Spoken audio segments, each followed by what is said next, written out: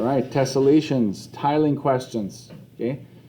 Sometimes you'll be asked whether or not a shape or a series of shapes will tessellate. Okay, so that's the word. When you see tessellation, you think of tiling of some sort. So the question is like, hey, will these shapes allow you to tile the floor? Will they tessellate? To determine this, we need to find out if the interior angle or angles have a sum of exactly 360. Okay? Find out if the interior angles have a sum of exactly 360. So sometimes they're all the same shape, sometimes they're different. So for example, regular triangles is really equilateral triangles.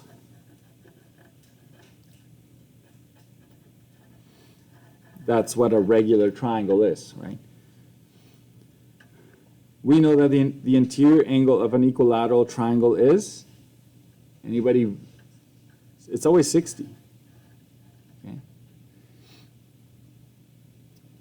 Without using the formula even. So we check, okay?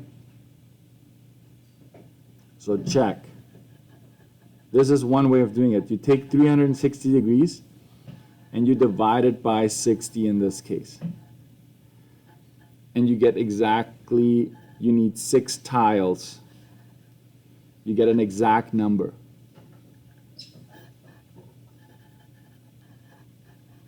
An exact number of tiles. Therefore, you can tile the floor.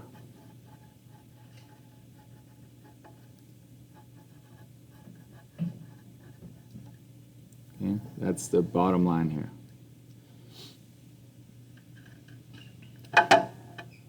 And basically what you found is that at any point, so you pick any point on the floor and you start putting together those triangles, we know that the interior angle right here, where they meet, those interior angles, they're always 60, right? We know that for all these angles are 60 in this case, but we focus in on this point right here where they meet. And it turns out if you can show that at this intersection where all these shapes meet, if you get 360 all around, it turns out you can continue this indefinitely, okay? You can just keep tiling the floor that way. What about regular pentagons? Well, let's do the math here. First, you need to find their interior angle, or just state it. So the interior angle of a pentagon is 5 minus 2 times 180 over 5.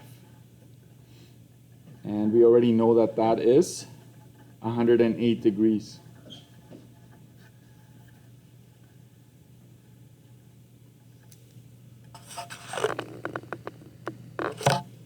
So let's check.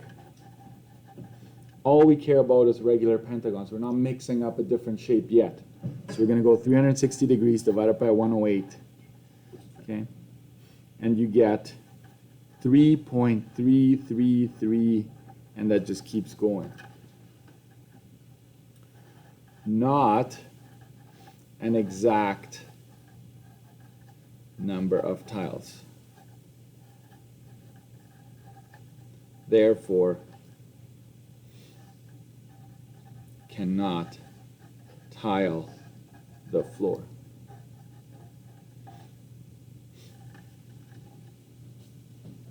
So you're probably not going to see a floor with pentagons in it. Okay? So right, the idea is at this point where they meet right here, you put them together and you're like, wait a minute, this is 108, this is 108, and I have another 108 here. Right, so there's a little bit left over. So you can actually check, right? You can just go 360 minus 3 times 108. There's 36 degrees, right? 36 degrees unaccounted for. You don't have a shape that measures 36, has an interior angle of 36 degrees. So this is the visual of why it doesn't work. This is mathematically how you would show it. I don't expect you to draw me a bunch of shapes. It's just I need you to know what we're doing here visually, right? Keep going. So it doesn't work. What if you mix up the types of shapes you're using? Okay, could you use a regular triangle, squares, and hexagon to tile the floor? I.e., will these shapes tessellate? So if I ask you, you already see that it will work. But imagine you're not seeing this right now, right? You got to cover it up. How would you show that to me? Well, I would do it this way. For the triangles, the interior angle is 60 degrees. Right? For the squares, the interior angle is 90 degrees. For a hexagon, what's the interior angle of a hexagon? Anybody remember? How's your memory these days? If you don't remember, if you don't have it on your study sheet, you have to use the formula, right? To double check. It's 120, but if you don't remember, I'll just do it here, just for fun. Okay? So the interior angle of a hexagon is 120 degrees. So you've done a little bit of work. You need to figure out all the interior angles. And then you have to check. You cannot divide in this case. I will say, put a note here. You must use all shapes. Okay? You don't have the luxury of just saying, I'm not going to use squares and then it will work. If it tells you, can you use a combination, you must use at least one of each. At least. So here we do, this is what I do. Okay? 360, I subtract one of each for sure. Okay? So you've got your triangle, your square, your hex. Okay? If you subtract one of each, you're left with 90 degrees. And which one of our three shapes would fill this gap? A square in this case. So usually when you do the subtraction, it will stand out. It's like, oh, I have to obviously use another hexagon or another square. It doesn't matter. So we're going to go minus 90. This is our square. Oh boy. I'm just going to go, that equals to 0 degrees. I hope you can see that. 0 degrees left over. Okay? Therefore, they will tessellate.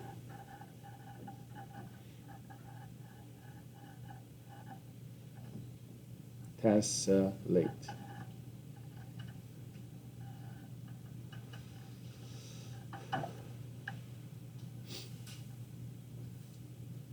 Okay, so here we go. This is the 120 here. You have to pick a point. The point of intersection is right here. Make a big point there. This is the 60. This is the 90, and this is the 90, right? So 90 and 90. And so that's where you get your 360. And you might think, wait a minute, I don't think this will tessellate though indefinitely.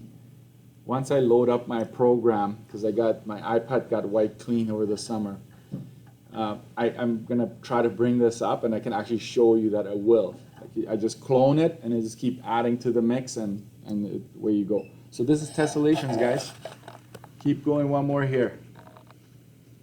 You know it's not going to work, correct? I show you already it's not going to work. There's a gap here that we cannot fill, but let's try it anyways. Could you tile the floor using regular triangles, squares, and octagons? For a triangle, the interior angle is 60. Okay. For a square, we already know that that is 90. For an octagon, the interior angle is 135. Help me out, folks. I think it's 135. Okay. All right. We don't memorize anymore these days, right? Because everything is on our phones, everything is on our study sheet. So I think it's still a skill to memorize a little bit. So here we go. We go 360, minus 60, minus 90, minus 135.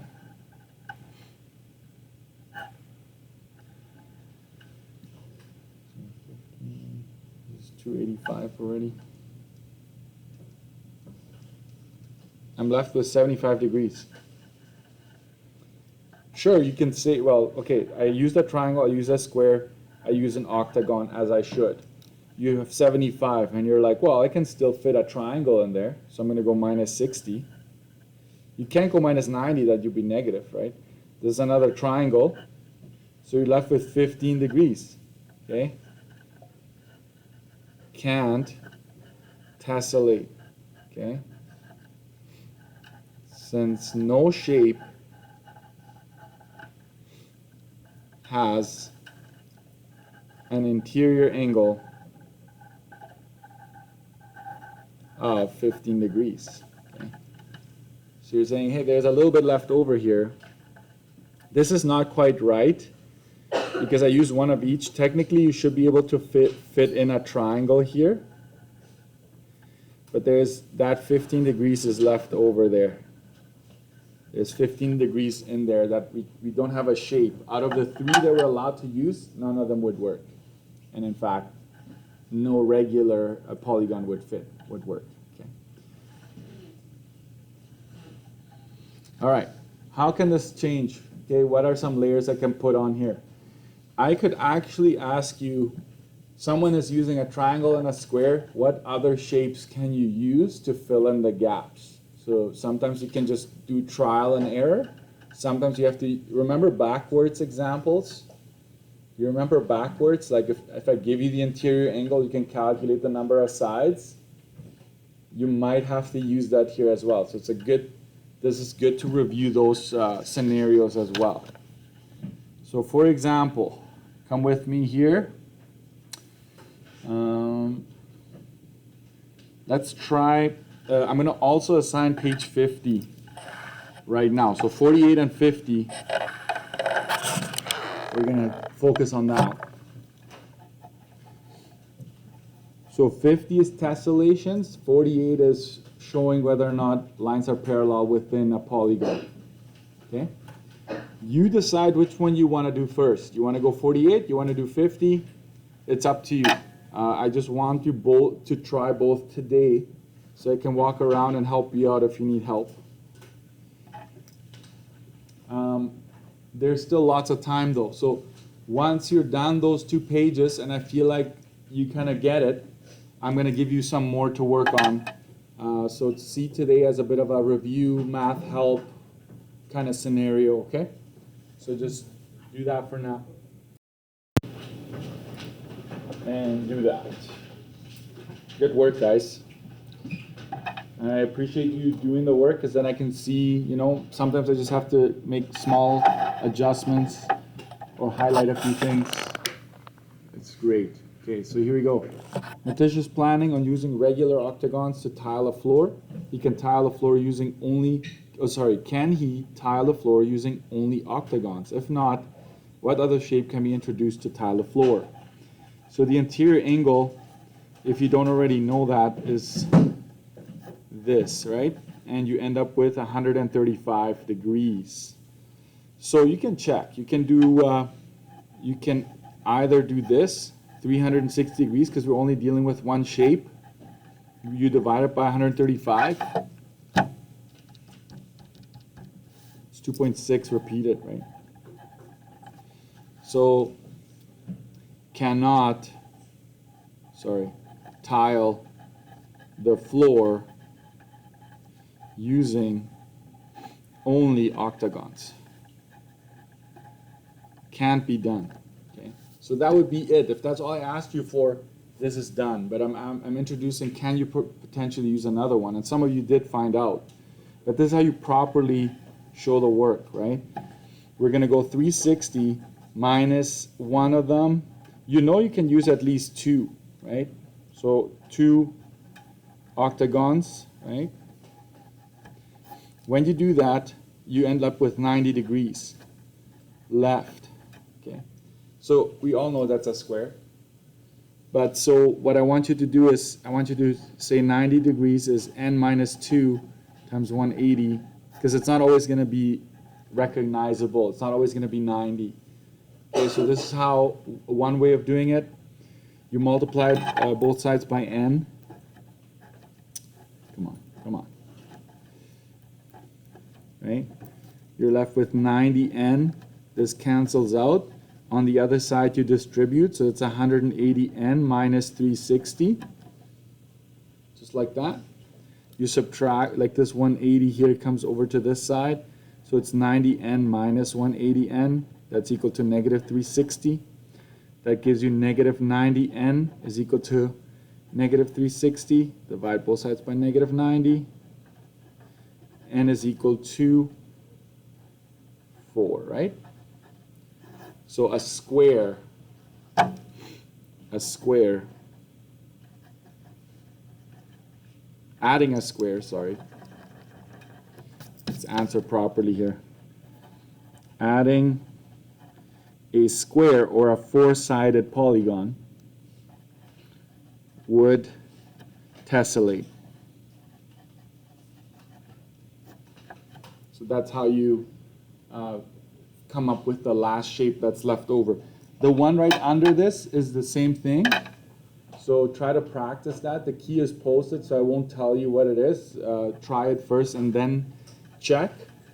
But okay, one thing you have to know, you have to use at least one of each that they're suggesting before you quit, right? And say, like, this is what I need to make that happen. I know I'm bombarding you a little bit, but 48 and 50, you got most of the class to do that.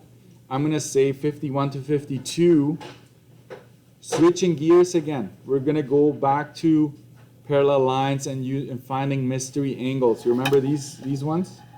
Okay, so I'm introducing mystery angles. I'm going to torture you with three-letter notation a little bit, so you just come up with your own letters. And so 51, 52 is also on the plate now, okay? If you don't want to scramble at the end and worry about how to do it, make sure you just do the homework, because remember, there's no quiz. There's no quiz that's going to let you know where you're at, so you want to prepare yourself by doing the homework, okay? Thank you very much, guys. You did great.